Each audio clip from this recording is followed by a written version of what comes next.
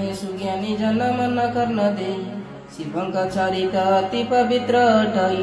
स्वयं संहार करत भोला महेश्वर ताहांक पादरे करुअछि नमस्कार अंधकारी नामे एक शिवंकर नाम एही नामर महात्मा करिबी वर्णन प्रेमे उन्नमत होई दिने हर गौरी मंदार पर्वत परे थिले विजे करी प्रति क्रीड़ा शेषे एक चंदन जे वृक्ष पाई तार तले विश्रमिले विरूपाक्ष शाकंबरी अन्य दिगे करंती भ्रमण देखते विश्राम कले प्रभु त्रिलोचन लुचि लुचि शाकंबरी तहि प्रवेशिले शंकर कवेनु चक्षु लुचाई न देले अंध होईन तो शंकर पार्वती अंध होईन शंकर पार्वती करम धरते हस्तुबहीण पड़िला जे झाल एक नंदन ताहु होइला उत्पन्न अति विकटाल अटे ताहार बदन रूप तार ताम्रवन हेले लंबा केश दीर्घ ताहार छाती रे से हिटी राक्षस चक्षु नथिबा ताहार देखि न पारई अति उच्चरे विकट गर्जन करई सदाशिव बोलुछंदी हे राक्षस सुण काहि पाई करुअछि विकट गर्जन एमंत कहंती माए हस्त काढ़ी देले सम्मुखे एक पुरुष ताहाकु देखिले अंध होइथिबा हेतु करी व्यंगमान टह टह हसुअछि कंपाई गगन उमा पचरंती स्वामी आसिला ए काहि शुणी शंकर कहंती शुण प्राण सही भयंकर झालरू होइछि उत्पन्न चक्षु बुझिबारु अंध ए पुषरतन जेणु अंध काले ही लभिला जन्म तेणु अंधक होइला ए पुरुष नाम सदाशिवंक वचन से पुत्र को जे नेई पालिले अति जतने पुत्र समसेही हिरण्य नामे एक दानव राजन रही थाई वीरपणे सेही अग्रगण्य अकृतिक हेतु सेही बसीण ध्यान रे सदाशिव को चिंतई अपना अंतरे ताहार पूजारे तुष्ट होई देवहर प्रवेश होइले बसी वृषभ उपर सदाशिव बोलुछंती आहे रक्षवर प्रसन्न होइली एबे मागी घेन बर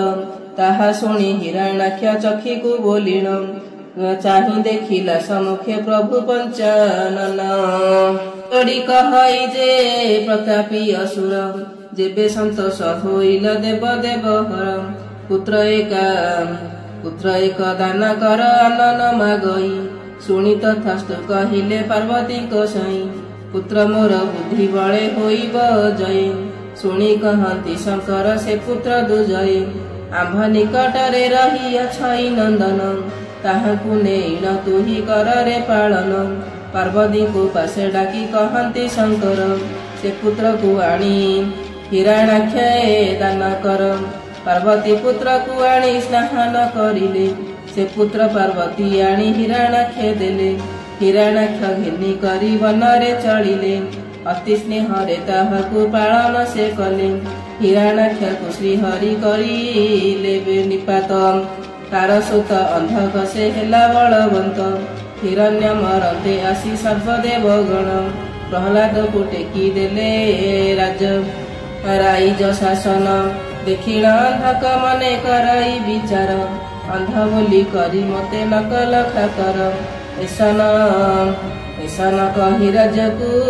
होइला बाहर तप आचरिला जाई अरण्य मध्यर तपे तुष्ट न होइले इष्ट देवतार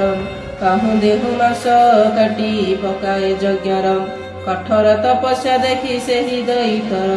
हसे बसी परे परावेश हेले देव बर कहती रे बश्य मुहि चतुर आनन बर माग बश्य मुहि होइली प्रसन्न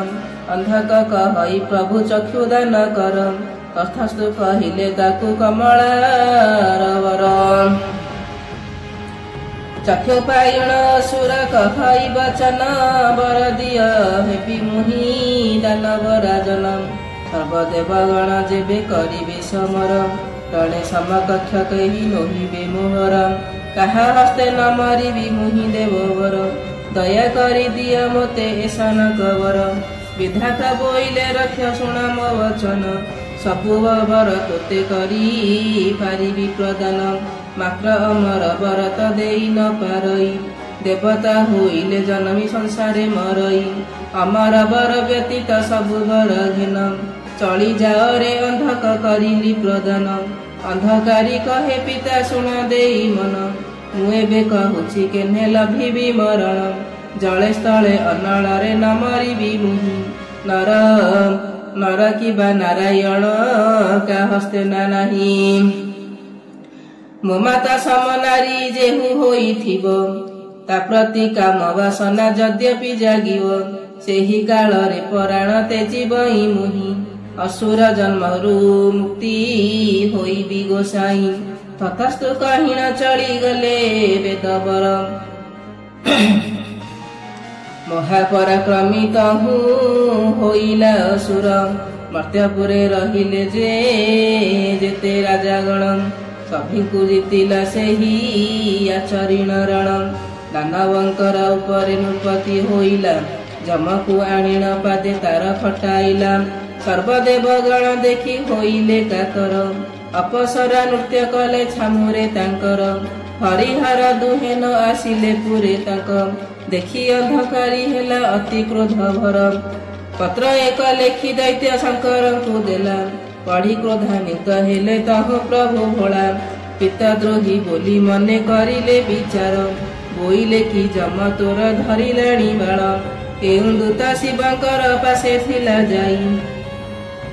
एही कथा शुणी पुणी आसिला पलाई अंधक आगरे सबु कहिबारु दूत शुणी करी अंधक जे हेला क्रोधान्वित बोइला जटिया कथा कि कहिबी मुहि देहरे सर्प गुड़ाए अछि से गुड़ाई खड़ाटाए सोई अछि ताहार दुआरे असंख्य भूत अछंती ताहार गृहरे डाहाणी पिचा शुणी अछंती प्रबल कड़मड़ करी खाली चोबांती से हाड़ मोते मारिबाकु से तो आसुथिले धाई जीवन विकले मु तो अइली पलाई सुंदरी अनंगासी करन्ते बारण आसिली हे राजा घेनी मोहर पराण से राणी हुअन्ते पुरा दिशंता सुंदर शुणी अंधक दैत हेला चमत्कार दूत मुखर शुणिए सन वचन दग्धभूत हेला खाली असुर पराण राक्षस शिवंक पासे दूत वर गिला दूत प्रवेश शिवंकु वचन बोइला कुंभ नारी रतन को देई दियो एबे आम्भ राजा कहिछंती अत्यंत सरागे जेते धन द्रव्य नेब देबे नर राण देले देले जीवी विलंबरे नाही प्रयोजन क्रोधे सदाशिव ताकू कहिले वचन जानिली तब राजन लभिब मरण शुणी करी मंत्री तही पलाई अइला अंधकारी आगे सब बुझाई कहिला शिवंक वचन शुणी अंधकारी वीर सैन्य सेना धरी बाहरिला तत काल कैलास पर्वते जाई होइले हाजर लागिगला घोर युद्ध दुई दलंकर नाना अस्त्र पिंधि करी अंधक दैत गुंफा द्वार को प्रथमे करिला मुदित नदी मोहरे पड़िला देखि सैन्यगण जोग साधु थिले तेणे देव पंचानन जोग तेजी पंचानन घोर युद्ध कले कौनसी अस्त्र रे ताकू मारी न पारिले तृतीय नयने शिव दियन्ते अनाई अर्धेक सैन्यगण गले ध्वंस पाई दिवसे लकामय आकाश दिशिला अग्रे भरा हेले आसी पर्वत बड़ा बांक चाहाणी चाहिले माए दैतकु पास घोटी गला दैत्य अंगे देखु देखु बीज दैतर पड़िला मिलाई